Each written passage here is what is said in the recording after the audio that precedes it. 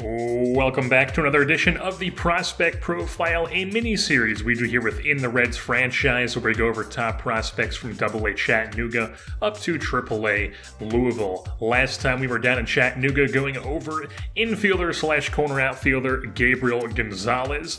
Now we're going to be heading back up to AAA Louisville to take a look at Alfonzo Valdez. Valdez is a 23-year-old outfielder. He bats switch and throws right-handed, stands 6 feet 1 inches tall, and weighs in at 185 pounds. He was taken by the Reds in the competitive balance round A of the 2024 draft out of the country of Puerto Rico. So Alfonzo Valdez is currently sitting at a 73 overall and a B potential, and he fits in perfectly with what the idea of Reds baseball is. He's extremely fast. He can easily swipe you 40 to 50 bags in a season, in a full season at the major league level, just having the green light all the time with a 90 speed rating and an 89 steal rating. Just an absolute menace on the base paths. And the other part of him that fits in with Reds baseball identity is that he is already a very good defender in center field with a 70 fielding rating and a 70 reaction rating,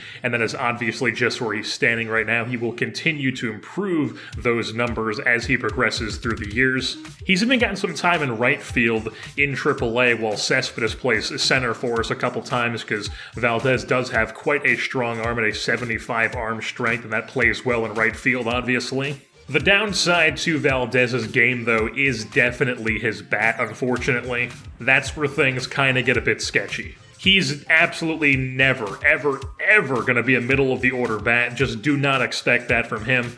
Definitely never going to be a leadoff guy either. As of right now, he only has 45 contact against right-handed pitching and 40 contact against left-handed pitching, so not great there. But he is not a total zero at the plate. He has quite a decent power tool, only a 57 against right-handed pitching, which is still pretty decent, but then against lefties, it boosts up all the way to 73. So he does have quite a bit of pop in his bat. He's not going to make consistent contact, but when he does, it has the potential to go a really far, really long way. So he could absolutely run into like 15-ish home runs, 20 if he really gets some luck there with running into a lot of home runs. The thing is, though, the plate skills are not impressive whatsoever, though. Only a 42 vision, which means he's going to strike out quite a bit. Only a 32 discipline, which means he's not going to walk very much either. Just lots of swing and miss to his approach at the plate, which is not ideal, but his game is the speed and the defense, which is very much in line with Reds baseball, as I keep saying, and he does play a position like center field, where we are willing to overlook the bat a little bit. Obviously, we don't want a guy who goes up there and, puts up a 15 OPS plus or something like that.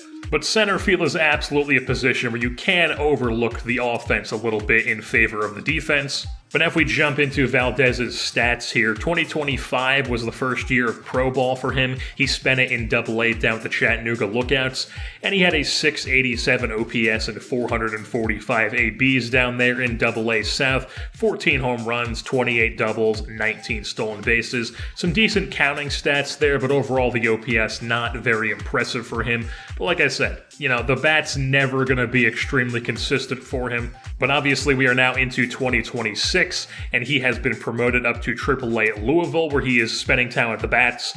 Only 109 ABs so far this year, is still quite early on in the season, but he does have a 787 OPS in those ABs, 10 doubles already on the year. Would not expect that 375 OBP to sustain all season long, though. That's definitely something that's just an early season thing.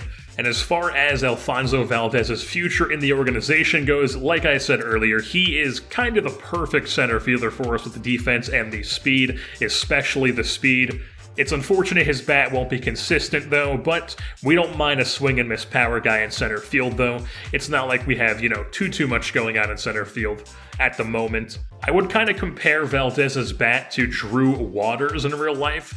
He got traded to the Royals from the Braves this season, and I'm not totally sure what his defense looks like, if I'm totally honest, but I do know that he has quite a bit of pop to his bat, but he's got a lot of swing and miss in his game, just like Valdez does. And unfortunately, since Valdez's plate skills are so low at that 42 vision and 32 discipline, they're really not worth developing. Like, it's not worth putting that as his main training and hoping that, maybe gets up into like the 50s in like 4 seasons from now.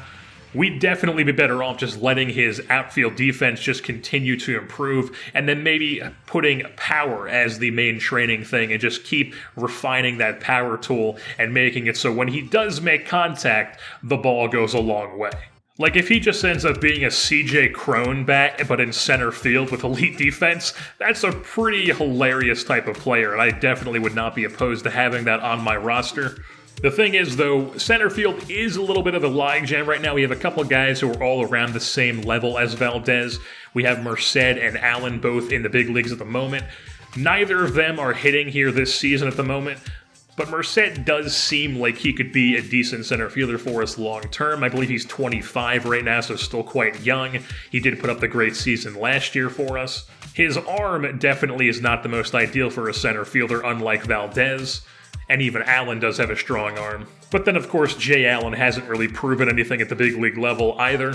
So really, we have 3 young center fielders who could all be the everyday guy if we decide to go that route in center field long term.